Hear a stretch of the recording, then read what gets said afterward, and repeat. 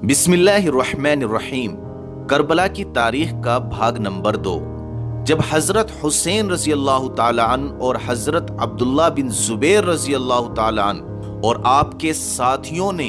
یزید کو خلیفہ بنانے سے انکار کر دیا تو امیر معاویہ رضی اللہ تعالی عنہ ان حضرات سے بات کرنے کے لیے مدینہ تشریف لائے تو حضرت حسین اور عبداللہ بن زبیر نے یہ محسوس کیا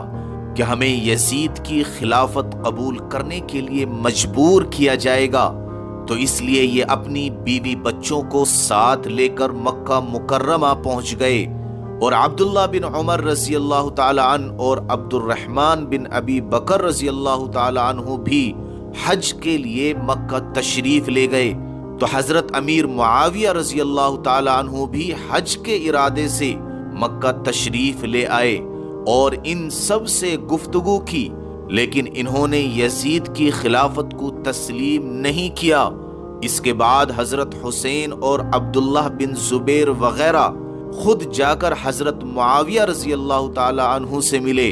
اور ان سے کہا کہ آپ کے لیے یہ کسی طرح مناسب نہیں ہے کہ آپ اپنے بیٹے یزید کے لیے بیعت پر مجبور کریں۔ ہم آپ کے سامنے 3 صورتیں رکھتے ہیں جو آپ کے بڑوں کی سنت ہے۔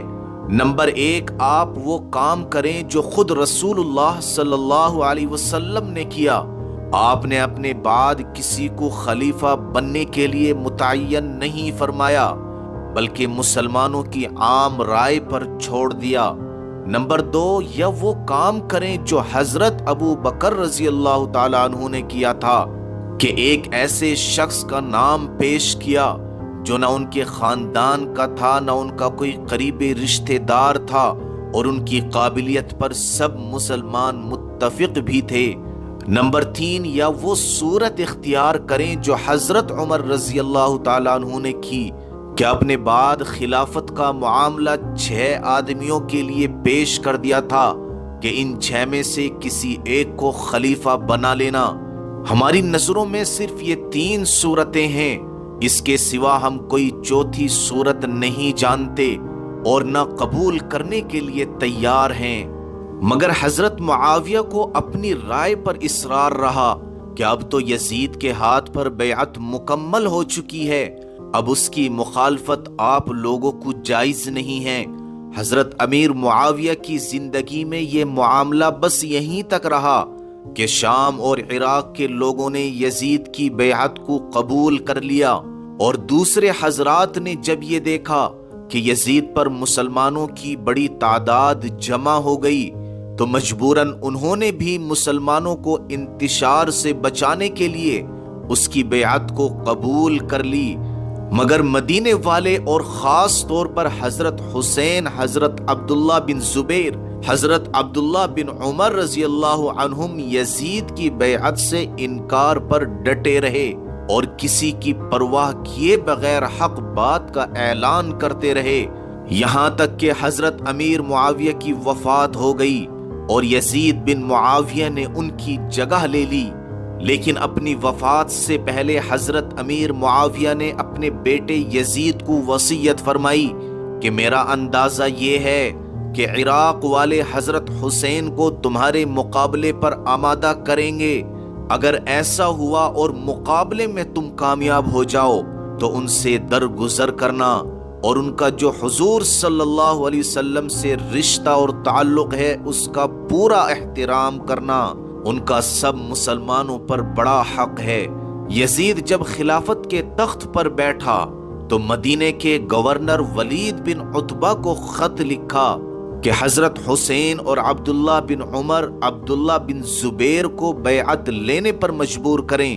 اور ان کو اس معاملے میں مہلت نہ دیں۔ ولید کے پاس جب یہ خط پہنچا تو فکر میں پڑ گیا کہ ایک طرف خلیفہ کا حکم اور دوسری طرف معزز ہستیاں، میں اس حکم پر عمل کیسے کروں؟ تو ولید نے مروان بن حکم کو مشورے کے لیے بلایا جو ولید سے پہلے مدینے کا گورنر رہ چکا تھا، تو اس نے یہ منحوس مشورہ دیا کہ ابھی تک امیر معاویہ کی وفات کی خبر نہیں پھیلی، خبر پھیلنے سے پہلے ہی ان لوگوں کو بلا لیا جائے۔ اگر وہ یزید کے لیے بیعت کر لیں تو مقصد حاصل ہو جائے گا، ورنہ سب کو وہیں قتل کر دیا جائے۔ آخرکار ولید نے ایک بندے کو بلانے کے لیے بھیجا تو حضرت حسین اپنے کچھ ساتھیوں کو ساتھ لے کر وہاں پہنچے تو ولید نے یزید کا بھیجا ہوا خط پڑھ کر سنایا اور بیعت کے لیے اصرار کیا تو حضرت حسین رضی اللہ تعالی عنہ نے کہا کہ میرے جیسے آدمی کے لیے یہ مناسب نہیں کہ چھپ کر بیعت کر لوں، مناسب یہ ہے کہ آپ سب کو جمع کریں اور بیعت کا معاملہ سب کے سامنے رکھیں، اس وقت میں حاضر ہوں گا، جو کچھ ہوگا سب کے سامنے ہو جائے گا۔ ولید ایک عافیت پسند انسان تھا، اس نے اس بات کو قبول کر کے حضرت حسین کو واپس جانے کی اجازت دے دی، مگر مروان نے ان کے سامنے ہی کہا کہ اگر حسین اس وقت تمہارے ہاتھ سے نکل گئے تو پھر کبھی ہاتھ نہیں آئیں گے، میرا خیال ہے کہ آپ ان کو روک لیں اور جب تک بیعت نہ کریں جانے نہ دیں، ورنہ یہیں قتل کر دیں۔ تو حضرت حسین نے مروان کو کرارا جواب دیا کہ تو کون ہوتا ہے جو ہمیں قتل کرائے، اور یہ فرما کر وہاں سے نکل آئے۔ آخرکار ان لوگوں نے بعد میں بھی کوشش کی لیکن کامیاب نہ ہو سکے، اور حضرت حسین اور آپ کے ساتھیوں نے یزید کی بیعت کو بالکل قبول نہیں کیا،